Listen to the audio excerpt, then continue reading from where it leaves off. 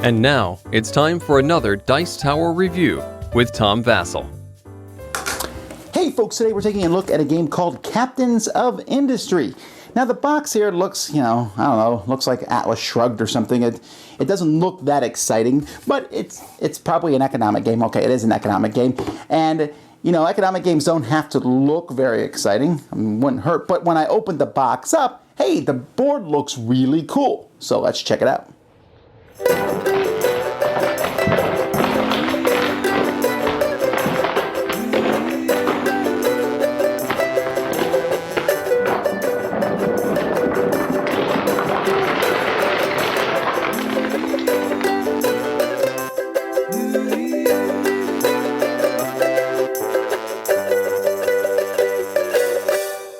The first thing we want to talk about is how you get points at the end of the game. Each person has this little house that you build. Unfortunately, when you build these, you have to take them apart all the time. So I wish there was a way to keep them together in a box, but you can't. But whatever.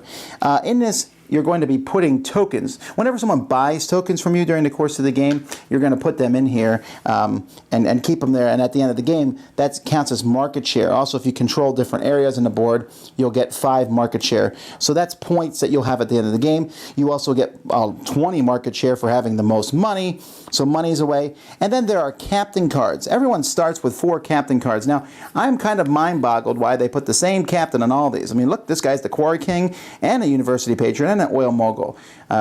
Maybe this game's about cloning? But anyhow, at the end of the game, these are like, for example, this says you score bonus market share if you end the game with 1 bronze or 2 bronze or 3 bronze or 4 bronze, you get 15. Or here, for each level of your university, you'll get extra bonus shares and etc. And so you start with 4 of them, but each age you have to discard one. So you're only going to be left with 1.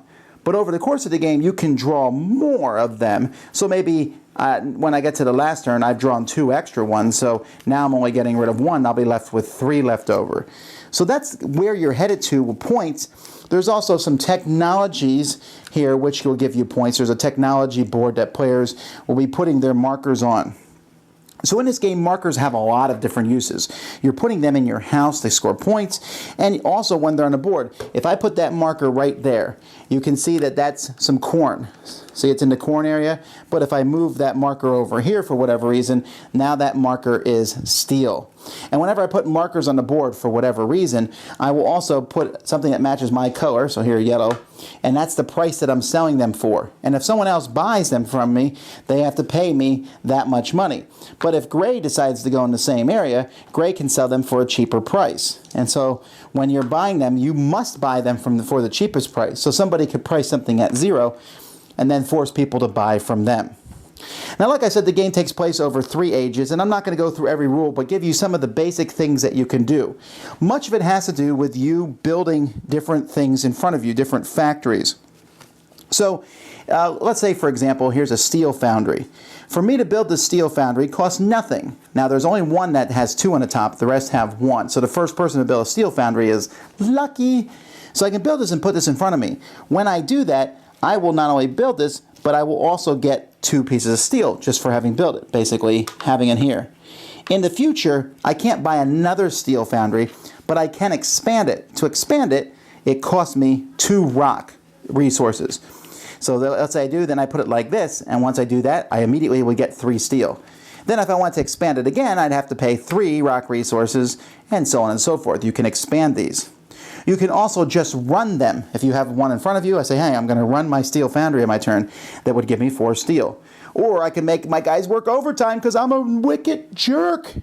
And if I do that, though, I have to pay 15. Here, the cost is in the corner. And I would get 8 steel instead of 4 for doing that.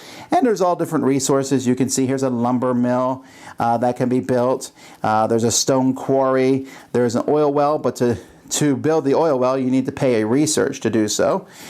We also have this factory which produces machinery. You need stone to build that. We have research. The research points go here in the middle of the board, but they're also sold and bought. And for that I need wood. And then we have the farm, which you need steel to buy. So players are going to be spending turns buying, expanding, and running their factories. They'll also be and setting the different prices on each of those, buying them from each other. Players also have a chance to draw these cards, and when they do that, they're allowed to change their prices. You can't change your price unless you do an action that allows you to do that. Players also have the ability to buy real estate. If you look here on the board, you'll see that here in the industrial section, I can build real estate. So I have to build one here first, then here, then I can build here. These are the resources. Once I build one, I'll look through this deck and I can pretty much pick any one that matches that color. So I'm looking for a bronze one. So let's say I pick this one here, the CDC, and I put that there. Every turn that's going to earn me $2. So that's a way to get money. But also, at the end of each era, the game is going to, it kind of does an area control thing where you look in each section here and you say, how much demand is there? Well, right now, there's 2 demands from the C section. So there's only 2. So only 2 tokens are going to stay in there, and they'll be the cheapest 2. So blue is cheap for 0, gray is the second cheapest for 3. All the other tokens would be removed. Let's pretend that purple was up here. And then at the end of each round, you're also going to be, these will all sell for their prices at the end of each era, and players will be scoring points for having the majority in different sections. So some resources, like food, for example, are never needed, but they're going to be wanted by different regions. Some resources, like the wood down here, are locked, and you can't even build those until certain requirements have been made. And that's the last thing here. I already showed you this research board, but on the research board, you can be paying research as an action and getting different research, and it will give you special abilities. Like, for example, here, I get an extra market share anytime someone buys a steel good. So not only do I get 1, but I get 2. Then this unlocks the secondary steel market. And so there's a secondary steel market over here on the board. It's locked, but for me, I can now place things in that one. Here I can expand a facility twice if I get robotics. So there's all different things. Some of them have prerequisites, and some give points between eras and at the end of the game. Now you're going to be playing round after round after round, and you do a really unusual thing here with turn order. Turn order will stay the same, but whenever someone builds a residence or an industry, a building with one of these cards, and these cards have different letters and different letters on them to determine demand, you automatically, the next turn, you go to the end. So if you don't ever build many of those, you will be first for a long time until you decide to build something. But whenever someone does build something, we add a token to this progress track over here. And at the end of each round, you're going to draw cards equal to the tokens on this progress. Now there's city cards and there are country cards. And so let's say I shuffle them and I draw 2, a city, so the city card stays out. The country card gets shuffled back in. So when there are 6 city cards out in front of you, because you're going to keep shuffling the country cards back in, but when the 6th city card is drawn, and you never know when it's going to be, then the era ends, and then you do a bunch of era end scoring and move some stuff around. Then you start another era, and you keep going. At the end of 3 eras, you score like I showed you, and whoever has the most points is the winner of the game. Like I said, I enjoyed how the board looked. I liked the big, chunky price blocks. They worked well. Even though you have to take these apart to put them back in the box, I do like these, and they're neat. The artwork and the iconography in this game were very well done. There is one major problem with this game, component-wise, and that's this here. Can you read it? I mean, yeah, you can, because you can pause the video and expand, but I had a hard time, even if you put the board in front of me reading it, I would want to pick it up and look at it. But whenever somebody gets one of these technologies, they put their token on it. So to pick it up is problematic. It really would have been useful, really useful, that player aids.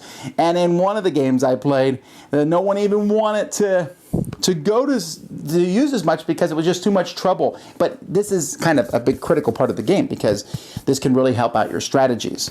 The game is very strategic, although I think there's a flaw in the game. And you can argue with me that it's a player flaw, but in this game, you can price out a market if you want to and just say, hey, I'm selling everything for free. You'll say, but you won't get any money that way. That's true, the person won't get any money, but they could still control an area. And near the end of the game, people are deliberately selling stuff for no money at all, which makes almost no sense from a realistic standpoint. Sure, there's competition where I'm trying to sell cheaper than you, but I'll never give away stuff for free just to win. Like, oh, we're selling cars for free now. That doesn't happen. So it's a little unrealistic in that way, and the games are like, hey, I'm selling mine for 5. Well, I'm selling mine for 3. Well, I'm selling mine for 0. Well, me too. And come on, someone could say, well, I'm selling mine for 10, and once all yours are sold, I'll make some money. That's true, but at the end of an era where that scoring is so critical, selling them for super cheap is what really matters. And those majorities matter a lot, and those captains of industry matter a lot, and you got to keep an eye on all that. It's a very tight economic game, and I like that part of it. I like the moving things around and selling here and buying here. To me, it's very intriguing, watching all the different markets work together. But other than the research, which I think is cool, being difficult to see, and other than that pricing thing, the rest of the game I like, except I hate this era-ending mechanism. It's just dumb. It's so random. Why do we do it's so? Just roll a die, for crying out loud, and say if you roll 6 or higher in the first turn, the game's over. If you roll 5 or higher, and then turn 2, the game, the era ends, or something like that. But instead, we have this. Oh, let's draw 3 cards. Oh, I drew country and 2 cities. Yay! There's only 1 city card left, and it's so random. You're never sure when an era's ends, so you can't do any kind of planning near the end. You're like, this could be the last turn. Well, this could be the last turn, and sometimes, because of the way the cards are shuffled and drawn, the game lasts forever, and or era lasts much longer than it should be. I don't know. This should have been chucked by somebody during the playtesting. And the turn order thing too. Yeah, actually, there's many things about this game that I don't really enjoy, and the game itself is kind of a game where I'm like, it's a heavy economic game. There's a lot of those, but I do see a lot of brilliance in how these things work together, and I do like the area control thing. So I think there's a market for this. I think heavy Eurogamers are going to like it. I think some of the things are kind of wonky, but it looks interesting. It does some things differently than I haven't seen before. I like how you can expand factories and run them and work overtime on your employees, and people accuse you of being a jerk. And, I try to get in the theme in whatever game I play.